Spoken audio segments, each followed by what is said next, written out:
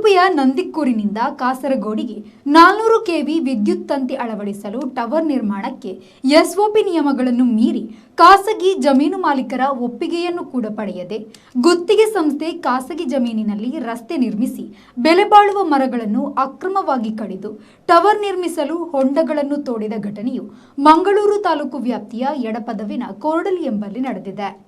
Tower ನಿರ್ಮಿಸುವ ಬಗ್ಗೆ ಯಾವುದೇ ನೋಟಿಸ್ ನೀಡದೆ ತಮ್ಮ ಅನುಮತಿಯನ್ನು ಪಡೆಯದೆ ಖಾಸಗಿ ಜಮೀನಿನಲ್ಲಿ ಹೊಂಡ ತೋಡಿ ಖಾಸಗಿ ಜಮೀನಿಗೆ ಸೇರಿದ ಕದೀಂ ಕುಮ್ಕಿ ಜಮೀನಿನಲ್ಲಿ ರಸ್ತೆ ನಿರ್ಮಿಸಿರುವುದರಿಂದ ಜಮೀನಿನ ಮಾಲಕರು ಹೊಂಡಗಳನ್ನು ಮುಚ್ಚಿ ಕಂಪನಿಯ ವಿರುದ್ಧ ಆಕ್ರೋಶವನ್ನು ವ್ಯಕ್ತಪಡಿಸಿದ್ದಾರೆ.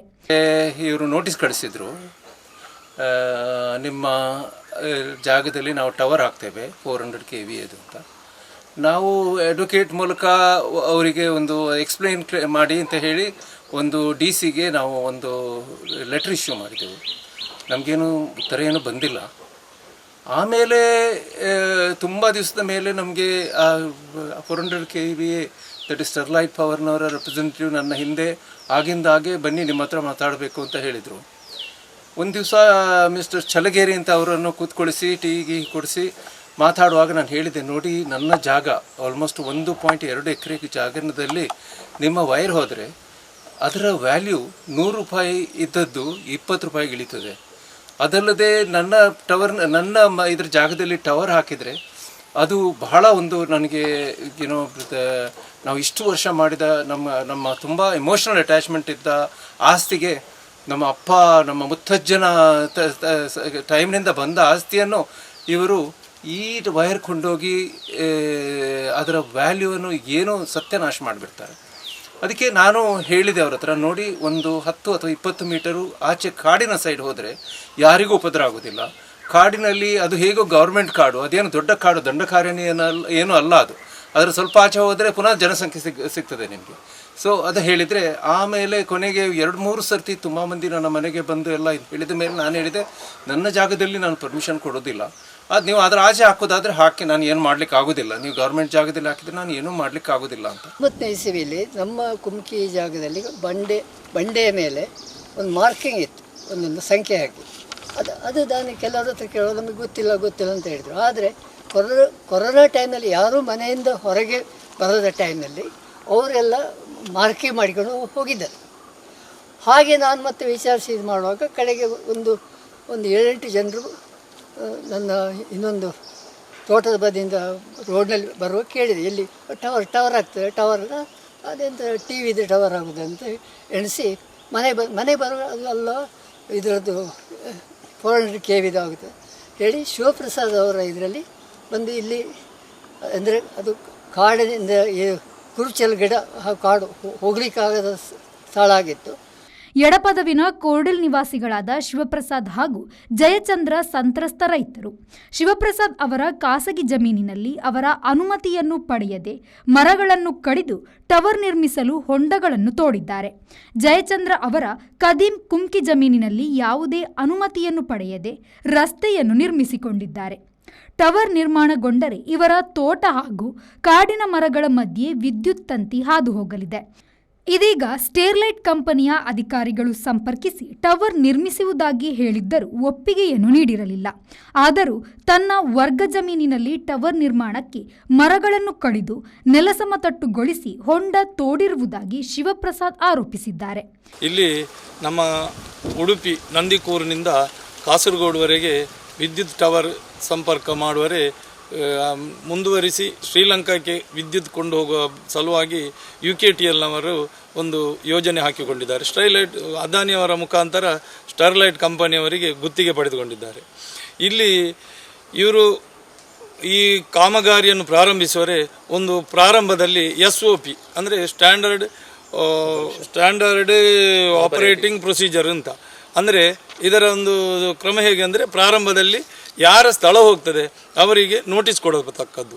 ನೋಟಿಸ್ ಕೊಟ್ಟ ಮೇಲೆ ಪ್ರತಿ ಸ್ಥಳದವರಿಗೆ ಆ ನೋಟಿಸಿನಲ್ಲಿ ಇರುವಂಥ ಸರ್ವೆ ನಂಬರ್ಗೆ ಸಂಬಂಧಪಟ್ಟ ದಾಖಲೆಗಳನ್ನು ಕಂದಾಯ ಇಲಾಖೆಯವರಿಂದ ಇವರು ಸಂಗ್ರಹಿಸಬೇಕು.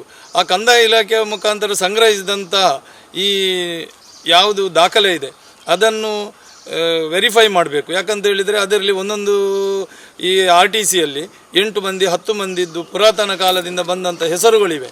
ಇವರು ಯಾರು ಏನು, ಇವರಿಗೆ ಯಾವ ರೀತಿ ಇವರಿಂದ ನಾವು ಒಪ್ಪಿಗೆ ಪಡೆದುಕೊಳ್ಬೇಕೆಂಬ ರೀತಿಯಲ್ಲಿ ಒಪ್ಪಿಗೆ ಪಡ್ಕೊಂಡು ನಂತರ ಆ ಸ್ಥಳವನ್ನು ಅಳತೆ ಮಾಡಿ ಆನಂತರ ಅವರಿಗೆ ಇವರು ಅದರಲ್ಲಿ ಏನು ಗಿಡ ಮರ ಇದೆ, ಅಡಿಕೆ ಗಿಡ, ತೆಂಗಿನ ಗಿಡ ಮತ್ತು ವಿವಿಧ ರೀತಿಯ ಕೃತಾವಳಿಗಳು, ಇದಕ್ಕೆ ಎಲ್ಲದಕ್ಕೂ ಇವರು ಪೇಮೆಂಟ್ ಕೊಡಬೇಕು. ಪೇಮೆಂಟ್ ಕೊಟ್ಟ ಮೇಲೆ ಇವರು ಕಾಮಗಾರಿ ಪ್ರಾರಂಭಿಸಬೇಕು.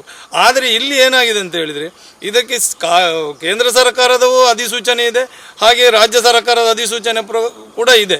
ಆದರೆ ಇಲ್ಲಿ ಈ ಸ್ಟೆರ್ಲೈಟ್ ಕಂಪನಿಯವರು ನೇರವಾಗಿ ಬರುವುದು, ಒಬ್ಬನ ಸ್ಥಳಕ್ಕೆ ಒಂದು ನೋಟಿಸ್ ಕೊಡುವುದು, ಕೇವಲ ಒಂದು ಪಿಲ್ಲರ್ಗೆ ಮಾತ್ರ, ಈ ಟವರ್ಗೆ ಅಲ್ಲಿ ಕೆಲಸ ಪ್ರಾರಂಭಿಸುವುದು.